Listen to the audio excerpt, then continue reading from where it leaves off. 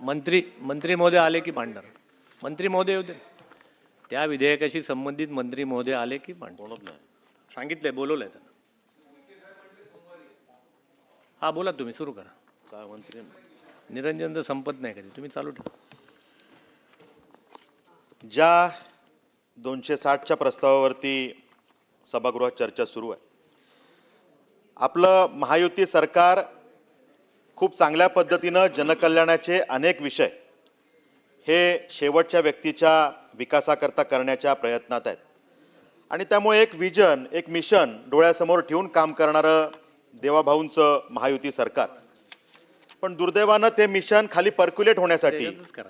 अधिकाऱ्यांची जी मानसिकता अपेक्षित आहे त्यामध्ये बऱ्याच वेळेला कुठेतरी आडकाठी केल्याची भूमिका ही जाणवते. व्यवस्थित त्याच्या एकाच खाली आणि त्यामुळे अशा वेळेला मोठा लोकप्रतिनिधी म्हणून काही विषय मांडावे लागतात.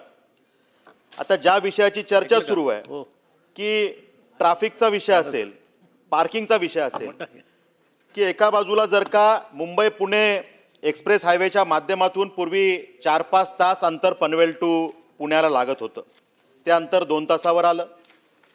पण मुंबईतून पनवेलला येताना पनवेलच्या प्रवेशद्वाराजवळ एक्सप्रेस हायवे चढताना जे काही तासनतास ताटकळत राहण्याचे प्रकार घडतात, वाहनांच्या लांबच लांब रांगा लागतात. मॅकडॉनल्डजवळ ज्या काही खाजगी वाहतूक करणाऱ्या बसेस 2-2, 3-3 लेन त्या ठिकाणी ऑक्युपाय करतात. आणि मग ज्या वेळेला अशा पद्धतीनं ट्रॅफिकची समस्या उद्भवते त्यात नागरिकांना त्या ठिकाणी त्रास होतो. ॲम्ब्युलन्स तासनतास ताटकळत राहतात. मग अशा वेळेला जेव्हा आम्ही विचार करतो की कशामुळे घडतं, तर जर का अशा अनधिकृत पद्धतीनं जर का हे खाजगी मोठ्या बसेस जर का ही ट्रॅफिकिंग करणार असतील, हे वाहतूक करणार असतील, तर यावरती RTO डिपार्टमेंटचं काम नाही आहे का, यामध्ये आमच्या ट्रॅफिक पोलिसांचं काम नाही आहे का, किंवा कदाचित त्यांच्या वरदहस्तानी हे घडतंय का, या विषयाची खरं तर चौकशी करावी लागेल अशी स्थिती आहे. कारण जर का एक एक प्रोजेक्ट सरकार चांगले करते पण जर का त्याचा उपभोग नागरिकांना घेता येत नसेल तर मग मात्र या उपक्रमांचा उपयोग त्या ठिकाणी होणार नाही. अटल सेतूसारखा जगाला अभ्यास करायला लागावा असा प्रोजेक्ट त्या ठिकाणी झाला. मुंबईचं नवी मुंबईपासून पनवेल पर्यंतचं अंतर हे तासांचं अंतर मिनिटांवरती आलं. 30 मिनिटात 25 मिनिटात माणूस मुंबईवरनं पनवेलच्या प्रवेशद्वारावरती येतो. पण पनवेलपासून कोण फाटा किंवा एक्सप्रेस हायवे चढण्यापर्यंत अंतर कापण्यासाठी त्याला परत 30 मिनिटं लागतात.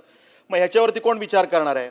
जेव्हा अटल सेतूचं प्लॅनिंग त्या ठिकाणी झालं त्याच वेळेला Panvel to Kon express highway connecting link याचा विचार का नाही झाला. आता ते काम होण्यासाठी आता 4-5 वर्ष लागणार असतील. तर अटल सेतूमुळे झालेला फायदा हा तिथे नलिफाय होऊन जातो, त्याचा उपयोग त्या ठिकाणी शून्य होऊन जातो. आणि त्यामुळे खरं तर याच्यावरती अधिकाऱ्यांनी विचार करण्याची गरज आहे की ह्याला उशीर का होतो. त्या ठिकाणी वाहतुकीची समस्या ही फक्त हायवेवरती पनवेलच्या आसपास नाही आहे, तर शहरांमध्ये आता ही समस्या तयार झाली आहे. खारघरसारखी अद्ययावत शहरं ज्याला आम्ही 21व्या शतकातली शहरं म्हणतो, पण त्या ठिकाणी अवजड वाहनं ही शहरातून ट्रॅफिक करण्याची, त्या ठिकाणी वाहतूक करण्याची एक नवीन प्रथा तयार झाली आहे. कुठंतरी अंतर कमी करायचं, शॉर्टकट करायचे म्हणून त्या ठिकाणी शहरातल्या अंतर्गत रस्त्यांचा उपयोग केला जातो. आणि त्यातून मग दुर्घटना घडली की आमचा एक युवा ॲडव्होकेट महेश लोहार याचा 1-1.5 महिन्यापूर्वी त्या ठिकाणी या डंपरच्या अवजड वाहतुकीमुळे त्या ठिकाणी त्याचा दुर्दैवी मृत्यू झाला. आम्ही खूप पाठपुरावा करून त्याला आर्थिक मदत मिळवून दिली, पण त्याचा गेलेला जीव मात्र आम्ही परत आणू शकत नाही. मग हे कशामुळे घडलं, तर RTO डिपार्टमेंट असेल, ट्रॅफिक पोलीस असतील, यांच्यातला समन्वय कुठंतरी कमी पडतोय. त्या ठिकाणी या मंडळींचं लक्ष नाही आहे, समन्वय नाही आहे. आणि त्यामुळे हायवेने जे ट्रॅफिक जायला पाहिजे ते शहरातून जात आहे. आणि त्यामुळे अशा पद्धतीनं खारघर, कामोठे, सगळ्या तळोजा भाग या भागामध्ये ही अवजड वाहतुकीची समस्या मोठी तयार झालेली आहे. याच्यावरती खरं तर निर्णय करण्याची गरज आहे. याचबरोबरीनं त्या ठिकाणी पार्किंगची मोठी समस्या ही आमच्या शहरांना भेडसावते. जेवढं शहरांचं शहरीकरण होतं आहे त्याचबरोबरीनं पार्किंगची एक मोठी समस्या तयार झाली. म्हणजे मी नेहमी सांगतो की पाण्याची जशी समस्या जी सेन्सिटिव्ह आहे, की जी अतिगंभीर स्वरूपाची असते, लाईटची समस्या विजेची जी अतिगंभीर आहे, त्याच पद्धतीनं पार्किंग हा विषय येणाऱ्या कालावधीमध्ये अतिगंभीर या कॅटेगरीत जाणार आहे. म्हणजे पोलीस स्टेशनला ज्या तक्रारी भविष्यात मिळतील त्यामध्ये सगळ्यात जास्त तक्रारी पार्किंगच्या विषयावरनं झालेल्या वादविवादाच्या मिळतील. हे जर का बघायला मिळालं तर आश्चर्य वाटायला नको अशी स्थिती तयार होते. कारण आमच्या या सगळ्या मोठ्या मोठ्या शहरांमध्ये जी लोकसंख्या वाढते ती गुणाकाराने वाढते. म्हणजे आज एखाद्या प्लॉटवरती कोणीच राहत नाही आणि उद्या OC दिली की तिथे एका वेळेला 10,000 लोक राहायला येतात. इतके मोठे गृह प्रकल्प त्या ठिकाणी आहेत. मग अशा वेळेला नियोजन प्राधिकरण ह्या विषयाचा विचार करणार आहे की नाही, कुठंतरी प्लॅनिंग करणार आहे की नाही, महापालिका असेल, त्या ठिकाणी सिडकोसारखी प्राधिकरणं असतील, यांनी खरं तर ह्याचं प्लॅनिंग केलं पाहिजे, पण हे प्लॅनिंग होताना दिसत नाही. म्हणजे ज्या पद्धतीनं आम्ही एखाद्या शहराचा डीपी तयार करताना तिथे किती गार्डन्स असले पाहिजे, किती उद्यानं असली पाहिजे, तिथे किती मैदानं असली पाहिजे, शैक्षणिक संस्थांसाठी किती प्लॉट असले पाहिजे याचा विचार करतो, त्याच्या जागा राखीव करतो, पण पार्किंगच्या प्लॉटची संख्या मात्र आपण राखीव करत नाही. आणि काही ठिकाणी ती केली तरी ती तुटपुंजी असते. या पुढच्या कालावधीमध्ये जर का एका घरात 2-2 वाहनं असणार आहे, 3-3 वाहनं असणार आहे, तर त्या पद्धतीनं मास हाऊसिंग स्कीम लक्षात घेता त्या ठिकाणी पार्किंगची समस्या ही गंभीर आहे. त्यामुळे सिडको प्राधिकरण असेल, नैना प्राधिकरण असेल किंवा महानगरपालिका असतील, यांनी यासाठी खास राखीव भूखंड हे जास्त संख्येने राखीव केले पाहिजेत, ही सुद्धा या निमित्तानं मागणी आहे. आणि या ठिकाणी मल्टीलेवल पार्किंग म्हणजे जे काही चांगले अद्ययावत उपक्रम आहेत की ज्यामध्ये रोबोटिक्सच्या माध्यमातून मल्टीलेवल पार्किंग तयार करण्याचे अनेक प्रकल्प तयार होत आहेत, तसे प्रकल्प या सगळ्या सिडकोच्या भागात आले पाहिजेत, ही खरं तर गरज आहे. आणि दुर्दैव असं आहे सभापती महोदय की एखादं नियोजन प्राधिकरण जेव्हा प्लॅनिंग करतं तेव्हा ते कुठंतरी त्यांचा प्लॅनिंगचा अधिकारी एसी कॅबिनमध्ये बसून हे नियोजन करतो, खाली जमिनीवरची वस्तुस्थितीची माहिती घेत नाही. त्यांचा समन्वय खरं तर कोणाशी असला पाहिजे, तर जमिनीवर एक्झिक्यूट करणाऱ्या इतर अधिकारी किंवा अथॉरिटीज ज्या आहेत, म्हणजे उदाहरणार्थ जर का ट्रॅफिक पोलीस आहे, आरटीओ आहे, यांच्याशी कधी आमच्या सिडकोच्या अधिकाऱ्यांनी, नैनाच्या अधिकाऱ्यांनी चर्चा केली का की आम्ही हे प्लॅनिंग करतोय, तुमच्याकडे आरटीओकडे वाहनांचा काय डेटा आहे, किती वाहनं एका वर्षाला या शहरात वाढत आहेत, किती त्या ठिकाणी गाड्यांचे रजिस्ट्रेशन होत आहेत, ट्रॅफिक पोलीसचे काही सजेशन घेतले का की ट्रॅफिकच्या समस्या या कशामुळे उद्भवत आहेत, आपण सजेशन द्या तर नियोजनामध्ये आम्ही त्याचं प्लॅनिंग करू.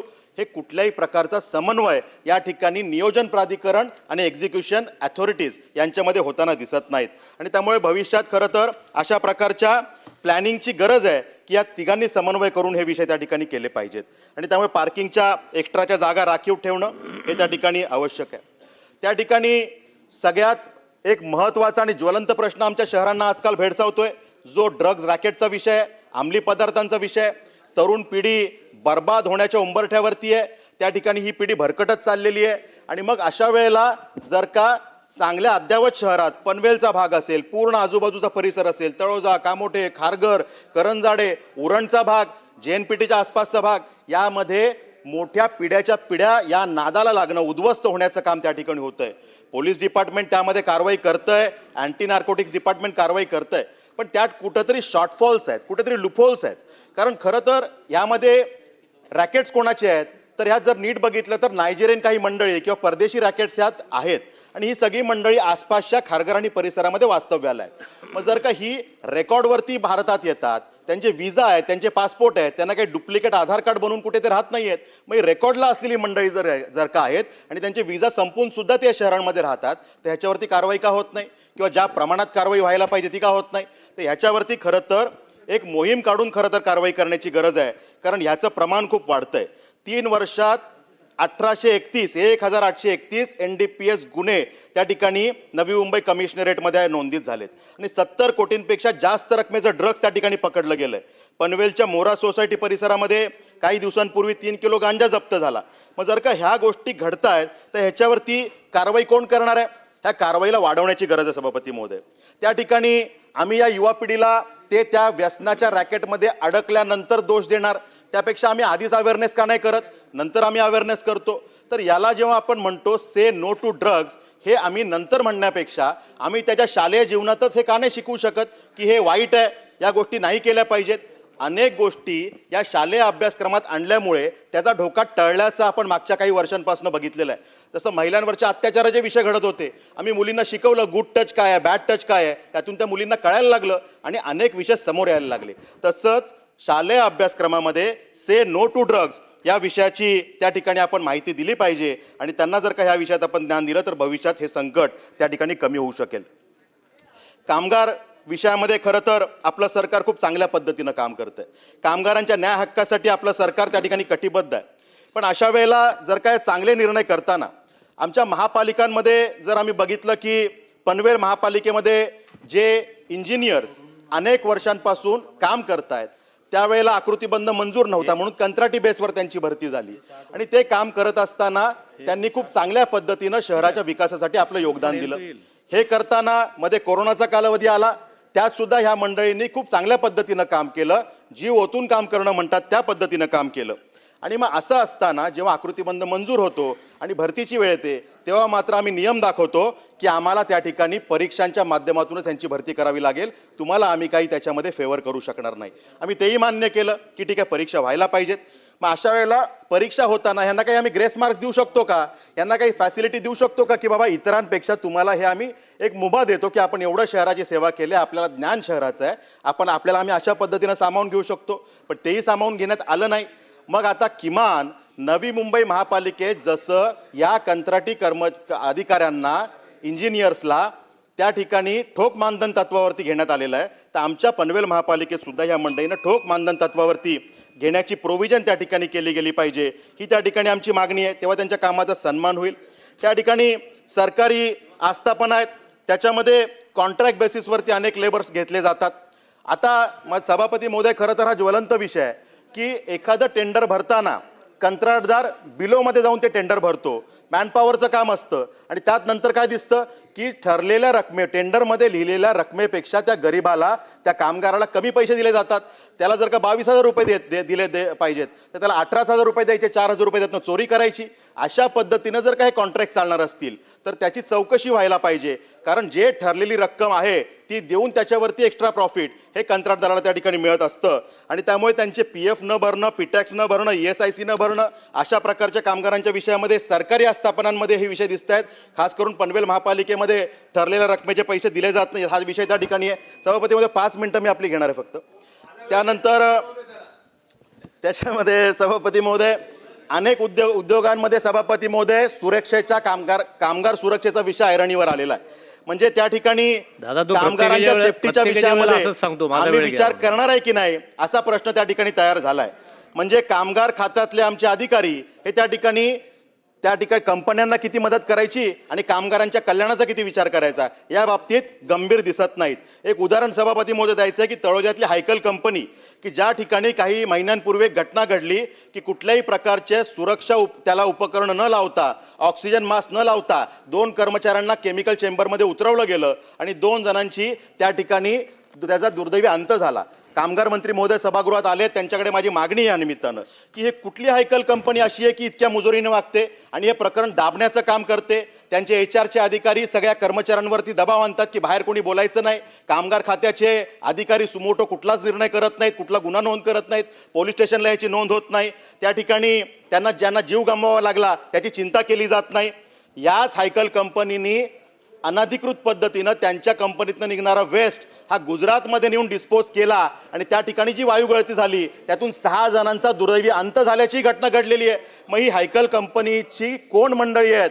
सभापती महोदय, आपल्या माध्यमातून मंत्री महोदयांना माझा प्रश्न आहे की हायकल कंपनीच्या या सगळ्या व्यक्तींवरती जे ह्या दोषी आहेत त्यांच्यावरती कारवाई व्हायला पाहिजे, त्यांच्यावरती गुन्हा नोंद व्हायला पाहिजे, आणि त्या ठिकाणी कुठले अधिकारी आहेत की ज्यांनी यांना पाठीशी घातलंय त्या अधिकाऱ्यांवर सुद्धा कारवाई व्हायला पाहिजे, ही या निमित्तानं मागणी आहे. धन्यवाद सभापती महोदय.